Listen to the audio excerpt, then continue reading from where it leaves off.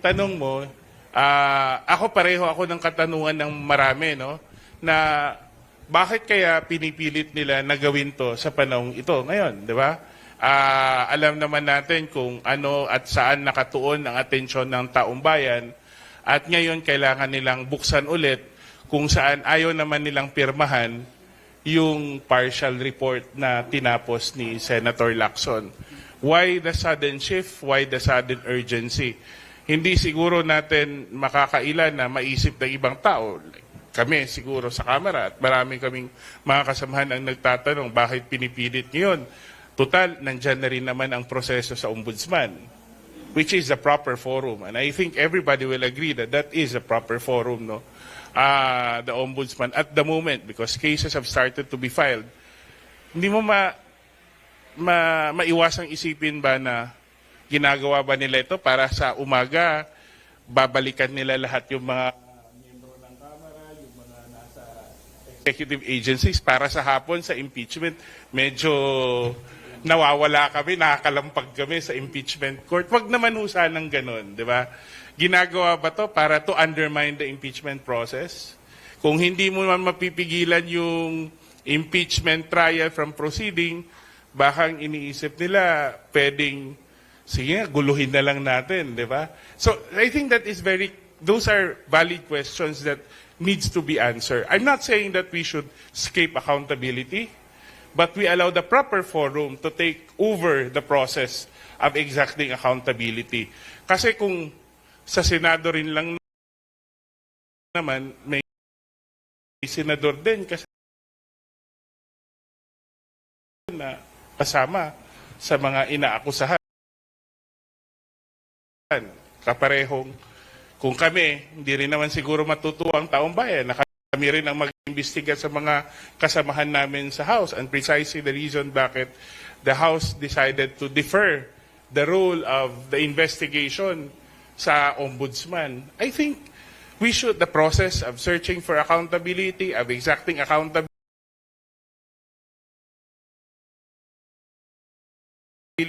should proceed, should continue.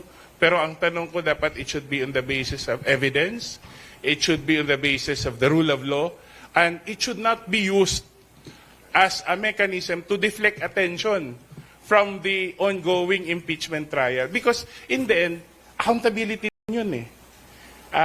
You cannot undermine that, di ba? So, yun lang yung punto ko regarding dun sa pag-create ng subcommittee. Parang this appears to me na parang underhanded effort to turn the tables on the minority, di ba? Hindi and lang seize ako the political initiative. Siguro may ganun silang dynamics sa Senate, no? Sila siguro ang makakasagot nun, yung current majority at current minority. Pero kami kasi alam naman ho ng lahat na may mga akusasyon sa mga miyembro ng Kamara. At sa hapon, kung mangyari, sakaling mangyari man to, tuloy-tuloy, gagampanan ng mga miyembro ng Kamara ang role bilang prosecutors, di ba? So there will always be that institutional tension that we would want to avoid at the moment, given the gravity of the impeachment trial. I don't think, no, as I've always said, lahat tayo gusto ng accountability, pero hindi mangyayari ang accountability kung uunahin natin yung politika. Hindi mangyayari ang accountability kung gagamitin natin ito to the political advantage of one group over the other. Kasi sa totoo lang, ang mas malaking tanong pag nagsimula ng Blue Ribbon Subcommittee investigation sa Senate, sa Blue Ribbon Subcommittee, no? Ang malaking katanungan doon, sino magbibenepisyo eh? Kaninong naratibo ang mangingibabaw, di ba? So, the people we have to be very clear. And in the end, no, the shortcuts will not serve our ultimate purpose of exacting accountability, whether in the case of the flood control problem or scandal, or in the case of the impeachment. Kong, good morning po. Ang problema dun sa konsepto ng accountability, plakado siya dun sa kinakailangang makonvict yung pangalawang Pangulo. With the current dynamics sa Senado, ibig bang sabihin nito kung may problema yung mekanismo kung sakasakaling hindi magtagumpay? Ayaw kong pangunahan kung anong mangyayari no sa proseso ng impeachment kasi katulad niya ng sinabi ko dati sa ibang interview, nung nagsisimula din kami sa House, hindi naman ganun kasigasig din ang suporta ng napakaraming congressman katulad ng numerong eventually nag-endorse. Yes, marami ang sumusuporta sa impeachment, pero marami din yung mga medyo nagdadalawang isip. Una, dahil hindi naman sila kasama nung exercise natin nung 19th Congress. 1/3 of Congress, hindi naman mga congressmen nung in-impeach namin siya nung nakaraang taon. Pangalawa, syempre, hindi naman natin makakaila kasi nagbabasa din naman kami ng newspaper, tinitignan din naman namin sa Facebook, ang popularidad ng pangalawang Pangulo, di ba? But the process kasi allowed us to clarify our position, especially nung nilabas na yung mga ebidensya. Doon talaga, lumabas na rin yung suporta ng mga congressman. Kasi hindi pwedeng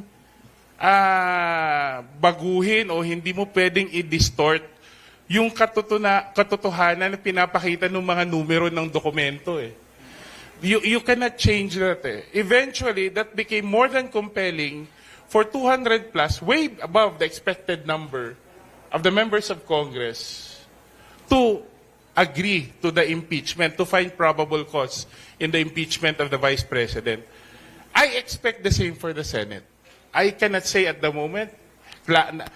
I'm sure at the moment, klarado yung, sabi mo nga, yung interplay ng political dynamics. Pero may tiwala ako that the process is so designed. No? The process is so designed na pag nailabas na yung ebidensya, nakita na ilatag ng prosecution ng kanilang kaso, in the end, magkakaroon ng pagkakataon ng mga senador na, kumbaga, timbangin kung saan dapat ang kanilang loyalty, sa politika ba o sa taong bayan. Gamitin ko lang yung May survey ng Okta. Kay Congressman pa rin po, bago kay Prof. Lumalabas po doon halos 7 sa bawat 10 Pilipino ay pabor doon sa impeachment.